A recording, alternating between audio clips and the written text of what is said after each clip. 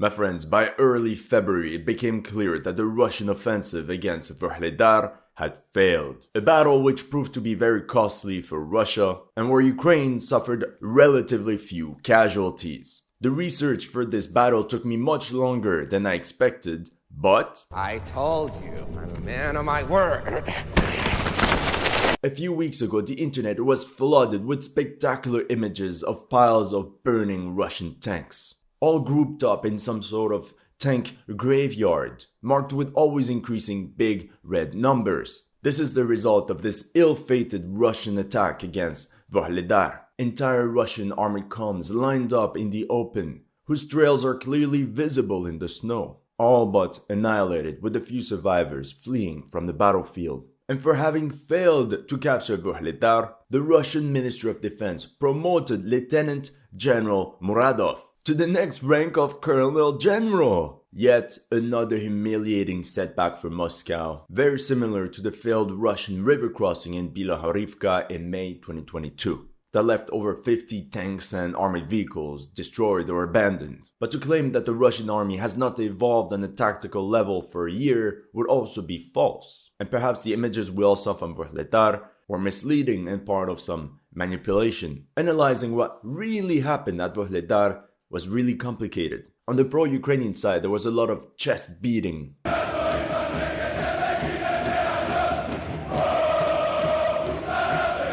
and denial or complete silence from the Russian side. Everybody stay calm! What's the procedure, everyone? This is the worst!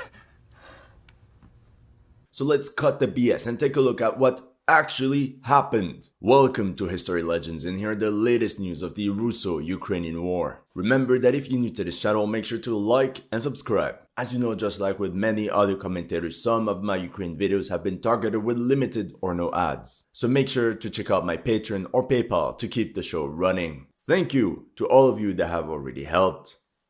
And welcome to the headquarters. First things first, VUHLEDAR is located right here, roughly 133 kilometers southwest of Bakhmut. The Russian battle plan. In mid-January, after Wagner successfully stormed Soledar, somewhere deep into the general staff of the Russian Ministry of Defense, a plan was born in order to show a similar victory to the public, that they were also capable of such a feat of arms. And for this mission, they decided to capture the town of VUHLEDAR. Russian intelligence services estimated VUHLEDAR to be defended by only 2 battalions of the 72nd Mechanized Brigade. As you can see behind me, the town and the surrounding area is too small to house more than this garrison. However, what makes this position complicated to attack is its numerous high-rise buildings, these commie blocks, that overlook kilometers of flat terrain with barely any cover. The plan to capture VUHLEDAR did not differ much from Wagner's tactics during the assault of Soledar. And just like with Soledar, the operation was meant to be completed in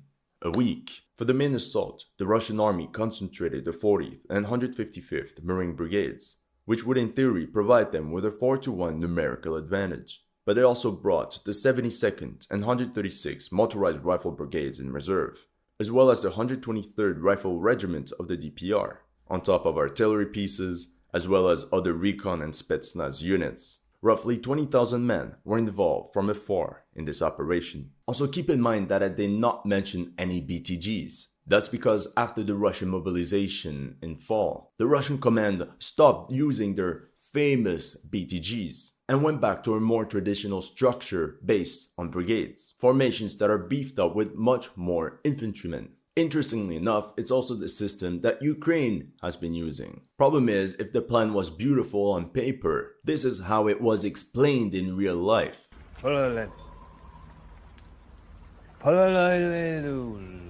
And 2 weeks later, the entire military operation would turn into a fiasco, with close to 70 armored vehicles destroyed or abandoned. The assault. The attack on VUHLEDAR started on the night of January 24th, 2023. Before launching the assault, the Russian artillery bombarded every square meter of the town. They also used the infamous heavy TOS-1 MR-less flamethrowers against Ukrainian strongholds in the suburbs of VUHLEDAR. On the 26th of January alone, they fired 322 times on VUHLEDAR. And here are the results of Russian artillery strikes on Ukrainian positions.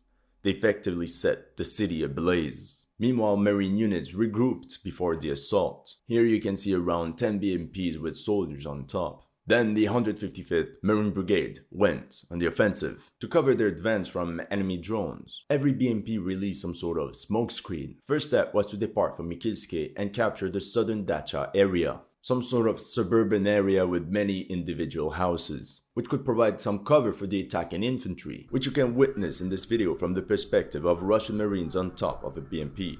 We can hear artillery and small arms fire in the background, with smoke rising from VUHLEDAR in the distance. Once that was done, they pushed north across the suburbs. In this one, you can see two BMP-3 unload their Marines as they provide suppressive fire with their 30mm and 100mm guns. And if you're into POV, this is how they penetrated Ukrainian lines. We see an armored vehicle, possibly a BMP-3, filled with Russian Marines advancing along a tree line. They're supported by a tank on their right. As the vehicle is approaching the first row of houses, it carries intensive suppressive fire. Eventually, these guys find themselves inside the suburbs and find a place to disembark the Marines, roughly a 10-man squad, that then tries to storm the house by firing at every opening. During this attack, they regularly called for mortar support to pin down enemy defenders. In this video, probably recorded a day or two after the initial assault, we can see another squad that managed to secure a building and regrouped in some basements. Before going back on the assault across the ruins, they managed to capture another house from where they engaged Ukrainian troops with small arms fire. And here you can see a top view of this action.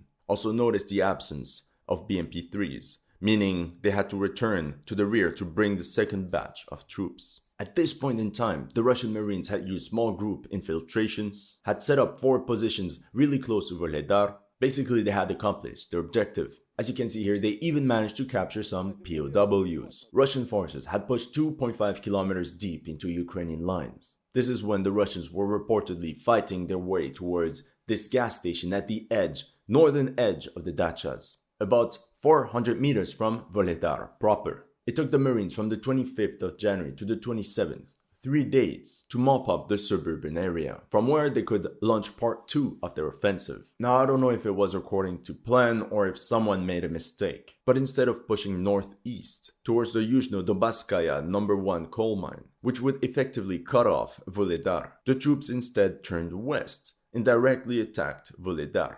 In my opinion, the Russian Marines saw an opening and immediately seized the opportunity to storm VUHLEDAR just like Wagner would have done. As proof, some Russian recon units were recorded from inside one of the commie blocks in VUHLEDAR. This move proved to be a bad decision. Ukrainian troops stationed on the rooftops of these commie blocks had a direct line of sight on the Russians, and in front of them hundreds of meters of open terrain. The advancing Russian Marines came under very accurate Ukrainian artillery fire, which stopped their cavalry charge, more importantly, but also stops any supplies and reinforcements from reaching them, like this column that lost 5 out of 6 armored vehicles, with the latest remaining one covering the withdrawal of their surviving crews and infantrymen. Here's a top view of the same ill-fated column.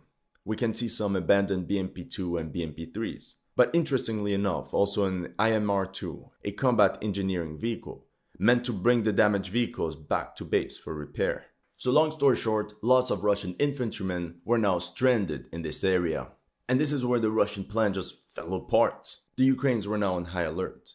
They managed to pin down the main assault and stop the Russian flanking maneuver west of VUHLEDAR right in its tracks. Back in November, the Russian command neglected to capture the northern part of Pavlivka across the river, which could have been used like a breachhead and a staging ground for the attack on VUHLEDAR. So Ukrainian artillery simply bombarded Russian troops, and they never really made it beyond the river. 2 strikes for the Russians, and now the 3rd strike was when the Russians failed to capture the villages of Zalotaya Niva and Preshistovka, held by the 68th Jaeger Brigade west of VUHLEDAR. The entire maneuver that looked so brilliant on paper had failed. As for Russian losses, it's very hard to say. Some Ukrainian sources claim that the entire 155th Marine Brigade has been destroyed, while other alleged testimonies claim that 300 Marines were KIA per day. But I have to admit, I'm very skeptical of these claims. I think we can divide by 10 those claims and get a somewhat accurate portrayal of the losses during the first 4 days of the offensive.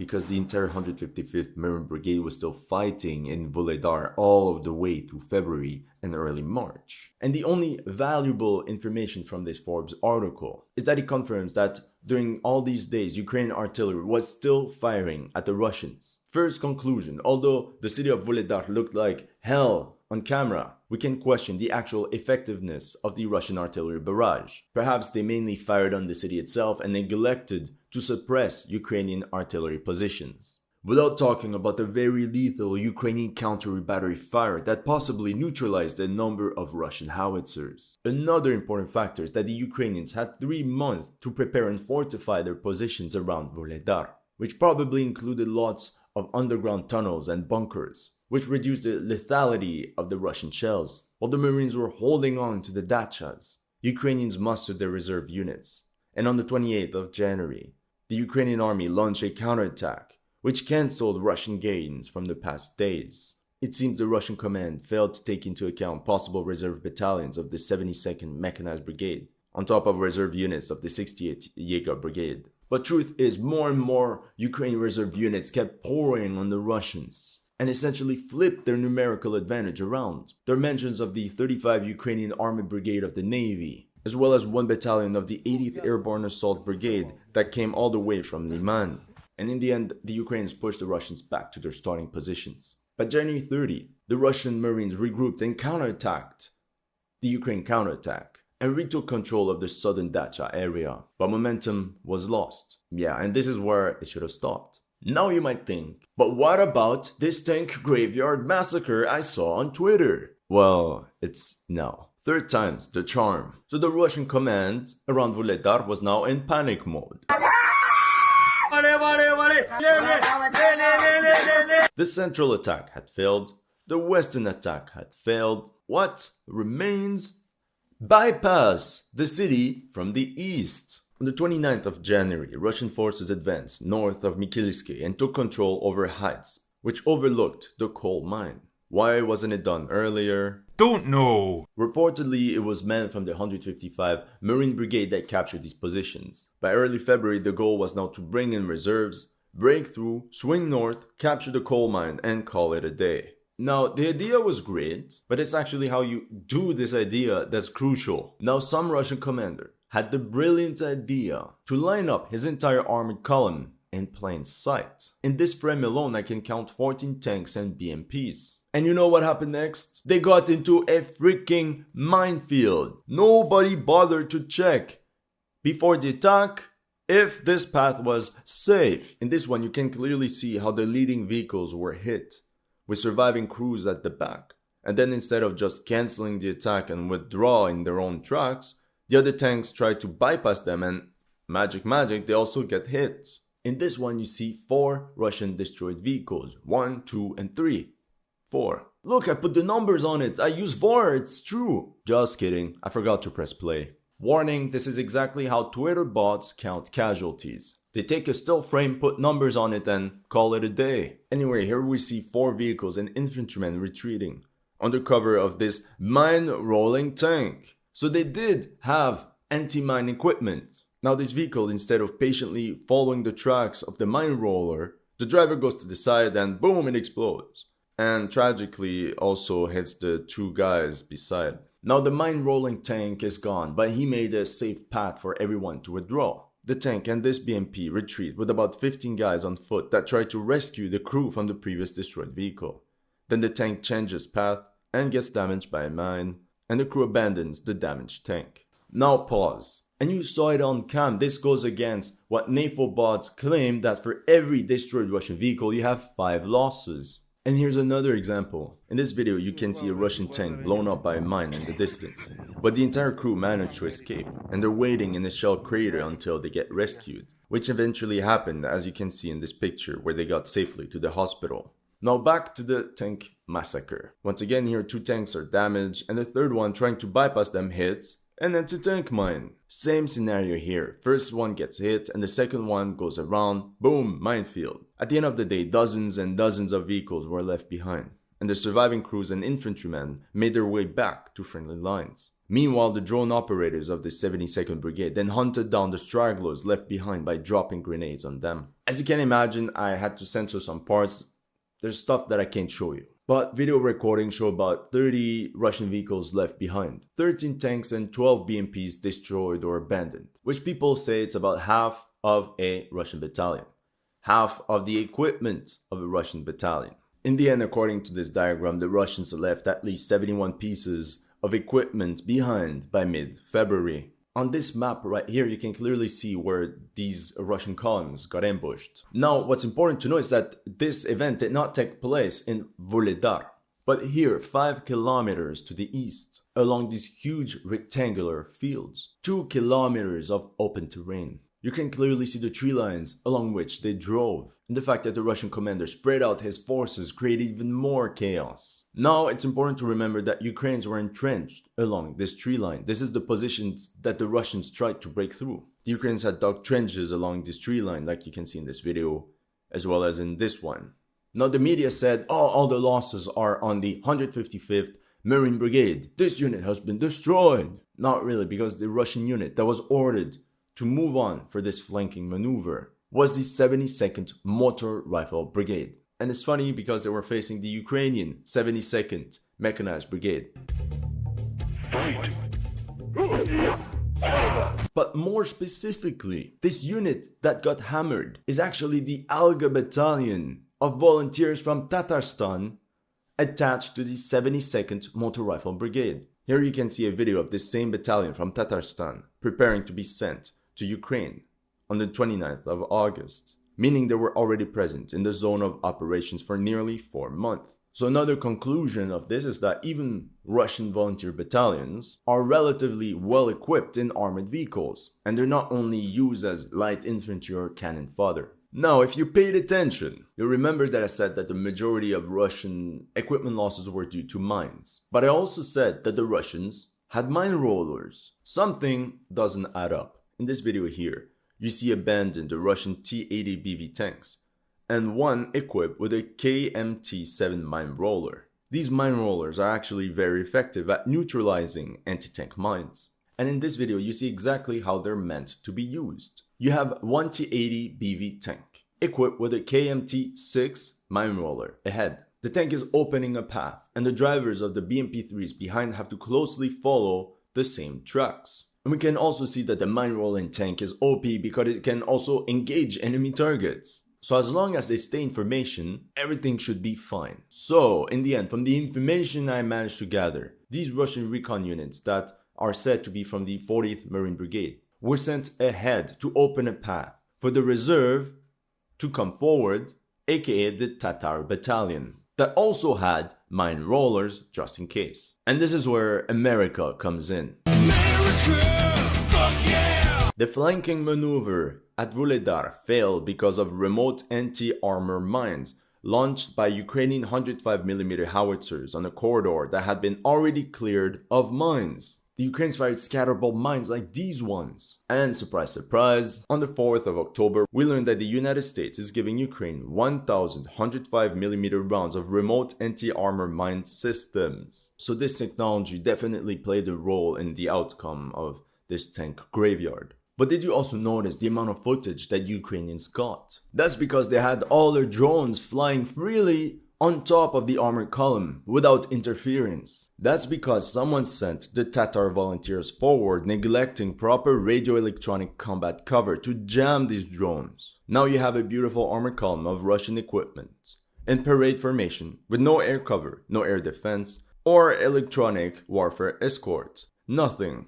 Another factor is that it was probably the first time in combat of this Tatar battalion. Here's what I think happened. The column advanced, and suddenly mines started exploding. Since they had been told that the path had been cleared of mines ahead of them, the commander of these vehicles thought it was an artillery barrage. So what do you do when your area is targeted by an artillery barrage? You scatter. This is why the vehicles went in crazy directions left and right. And what happened when they moved away from the safe path? Well, other mines exploded, which increased the chaos, and then it was total panic. The crews abandoned the vehicles and the infantrymen just fled. I think that's a logical explanation of what happened. This allows us to question the actual combat training that many of these newly recruited men of the Russian army effectively got, or what type of briefing they got before going for their combat mission. Now, many Russian military bloggers were wondering what type of punishment should be given to a commander that sentences men like that to slaughter. We know that when a Russian private pushes a lieutenant colonel with his hand, he was sentenced to 7 years in prison. Meanwhile, what happened to the commander of the Tatar battalion, or the overall commander of the operation in VUHLEDAR? Not only did he not get punished, but he got a promotion. And this is what Prigozhin said about the Battle of VUHLEDAR. How come people who graduated from the best military schools and academies failed to plan the offensive on VUHLEDAR? Meanwhile, in Bakhmut, it's officers who were expelled or dismissed from the army that are successfully doing the planning. That's all I have for you today. Let me know in the comment section what you thought of my analysis. If you're new to this channel, make sure to like and subscribe. And if you want to support my work, make sure to check out my Patreon and PayPal. The links are in the description below.